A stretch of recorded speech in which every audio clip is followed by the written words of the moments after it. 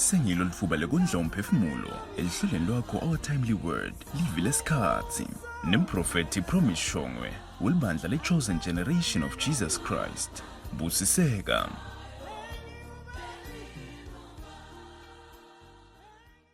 Amen. Siyabonga kakhulu bazalwane.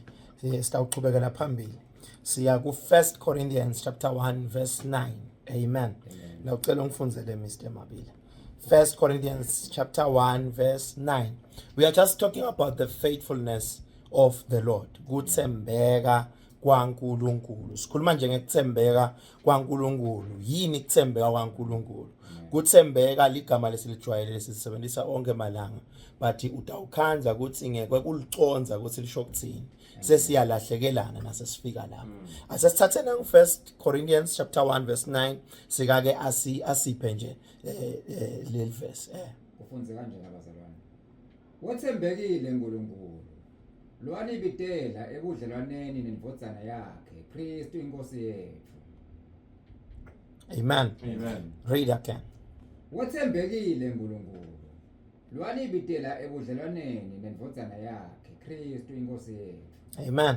Wethembekile uNkulunkulu. Lonibitele ebudlelwaneni kuKristu lo indvodzana yakhe. Amen. Wethembekile.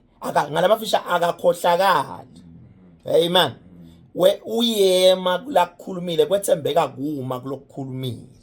Uma ungagucuki kulokukhulumile kuthi umuntu beyangahamba yolala noma aphumule athi ukuthi ngoba ushito noma uthembise indvo letsite utayenda utayigcwalisa ahambe naloko kuba sifakazelo sendvo leyendekile noma letawendeka kungatsendekile ingenteke kodwa lo muntu ahambe nje nalesiqiniseko sekuthi ngoba ushito shothi utakwenda. Amen. Another version alikhulumi kaSol lithi manje ke for our God is faithful to do what he has said. Amen. Wethembekile uNkulunkulu kwenta la kushito kude kwethembeka kude kukhuluma. Amen. Kuthembeka kuda kulandzele ukuthi kunemavi lakhulunyiwe lekumela agcwaliseke. Lesithembiso siba sicebhezana sekwendeka kwendlo lesengendeki kube ngatsendekile. Amen. So let verse elithi 1 Corinthians chapter 1 verse 9 lithi manje ke ngumrelease weticebhezana tekwendeka kwendlo leyendekile lesenkenteki uNkulunkulu. He is trustworthy. Angazakhulume ngenxa yethu nemagama lamaningi shosidinenge nalethembiso takhe. Ngoba ngithitho ngathi kude kugcineka kwesithembiso nakude emavi lakhulunyiwe. La kunesithembiso khona kusho ukuthi kunemavi lakhulunyiwe envo nawe loyifunako wanikwa sibindi sekwendeka kwayo isengendeke kwathiwa itawendeka. Amen. Hallelujah. Amen. So this 1 Corinthians chapter 1 verse 9 it says God is faithful. He is faithful. Wethembekile. Wethembeke wena umbona kuthi wethembekile. Wethembeke ungasamboni kuthi wethembekile noma ungathukuthela kwani. Ungathikhanzi ukhoshiseka kulokucondzisisa ukuthi lo nkulunkulu lo wethembekile.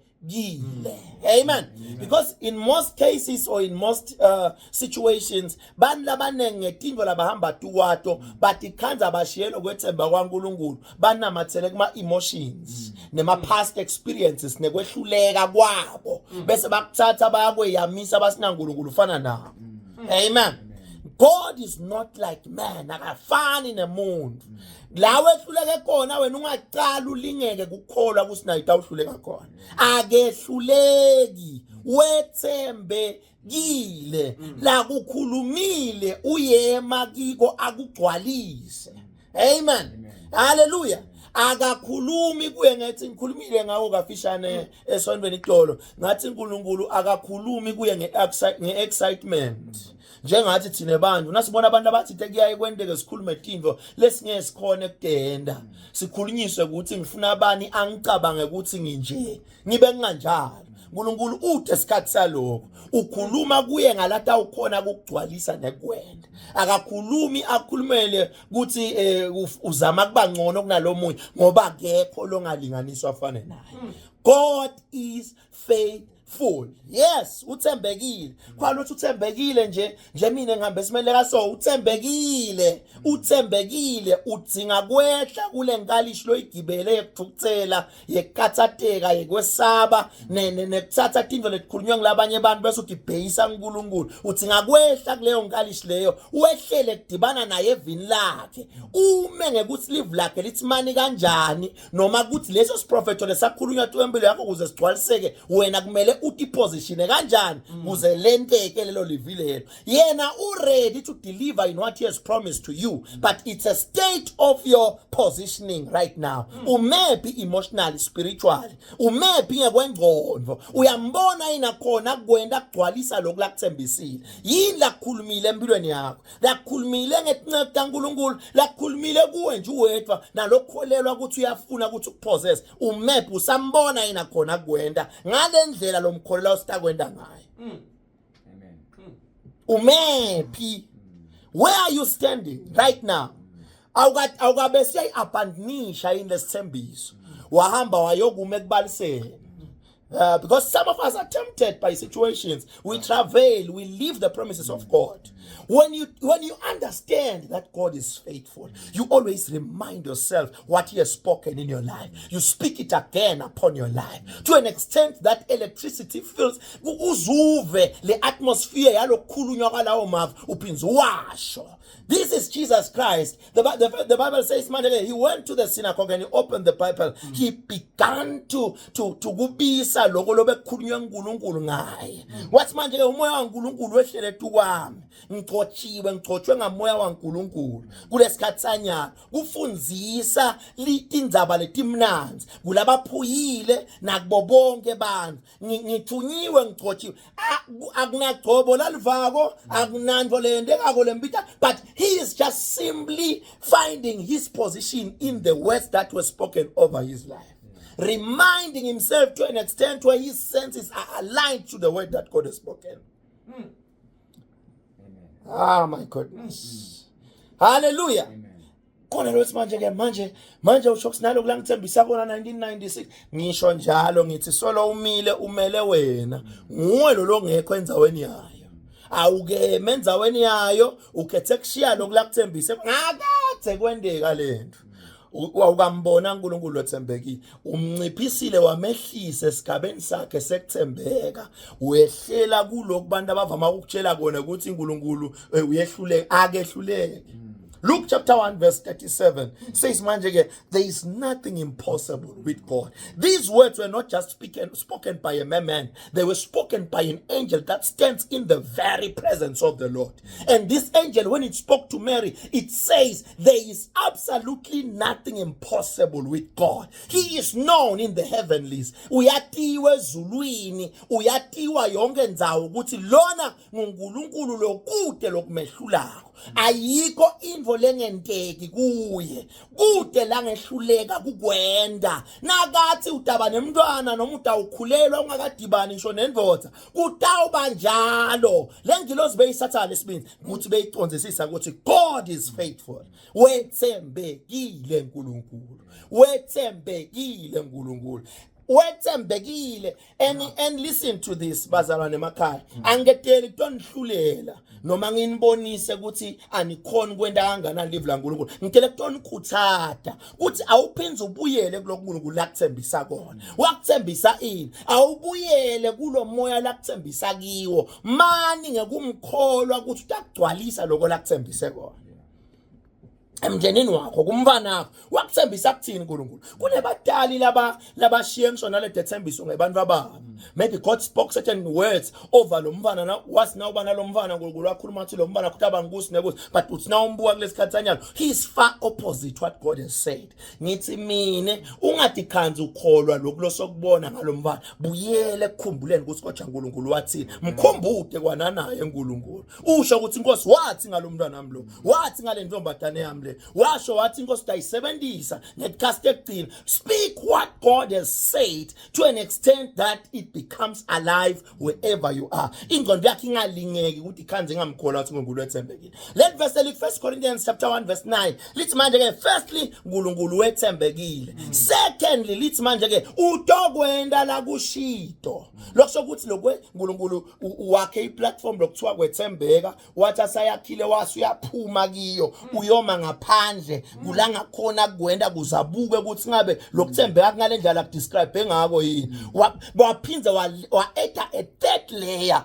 which says he has called us into a fellowship with Jesus Christ. Lokusokuthi Jesus Christ is the high priest of God, ngumnxuseli webazalwane phambi kwaNkulunkulu.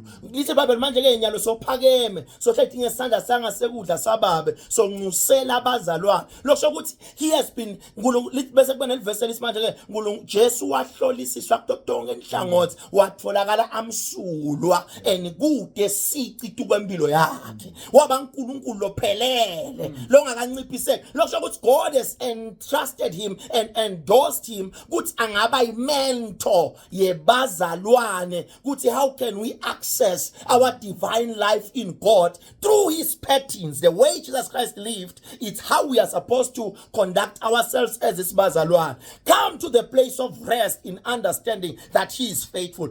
Fika kulendzabo yekunetiseka ngekuthembeka kwaNkulunkulu unganyakatiseki noma simo sikutlayela ukuthi asithembisi kwento yangale tethembiso taNkulunkulu mani ngesibinzi kulelo live lakuthembise lona. Why? Because we have the high priest which is Jesus Christ who has proven to us that God is faithful into his word. Amen. God is faithful into what? His word. As we are completing this year, as a state I just want to challenge you to start making new amends for the upcoming year 2026. Kala wakhethi inqumo letinsha tekwekuthi kusukela namhla ngiyaphuma ekuthenini bantu bathini ngiyaphuma ekuthenini mina ngikhona ini nyalo sengincika emsebenzini lophelele lowendi wangu Jesu Kristu esiphambanweni nyalo sengima ngethi lithini live la uNkulunkulu nyalo ngiyema ungancikazi kulokuthi uNkulunkulu wethembekile banesibinzi lokumati lokuthembekile ngoba udokhona uNkulunkulu ufana nelwandle bazalwane kude lokuqalela ukuthi wotha nenkombozi lenganani. Yeah, now lapha kubo Durban nje lapha la kunelwandle khona kude lokugadzela omunye ukuthi ukhangana noma ungetane loli utomunye lama, there is no problem. God is like that. Your faith determines how much you will receive. God bless you. We love you. Happy holidays to you. And ungaba nalo lithuba lekusishayela.